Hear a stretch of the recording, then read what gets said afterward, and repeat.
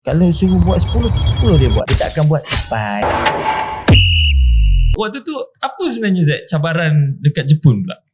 Dia cabaran masa tu okey, tak ada masalah untuk duduk di Jepun apa semua. Cuma masalah sekarang kita punya performance kat sana, dia punya mentality memang luar biasa. Lain lah. Dia tak macam Europe.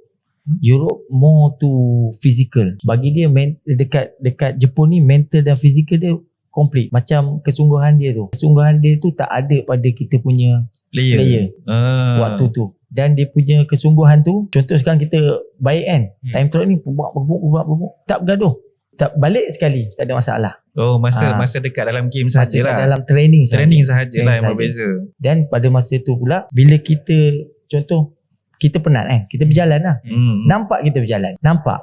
Sebab dia orang memang kerja betul gila-gila kerja. Non-stop. Kalau suruh buat 10 dia buat. Dia tak akan buat 8, 9. Kita sebelum lain kita dah break lah. Break dia kalau boleh nak lebih. Itu mentaliti Jepun. So aku nak correct lebih lah.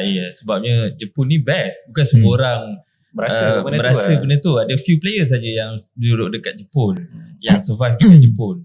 Zack, dekat Jepun kita tahu kau bersama dengan Nazrul Naim. Diorang je orang Melayu dalam team tu. So macam mana sebenarnya kau communicate dengan coaches dan lain-lain tu?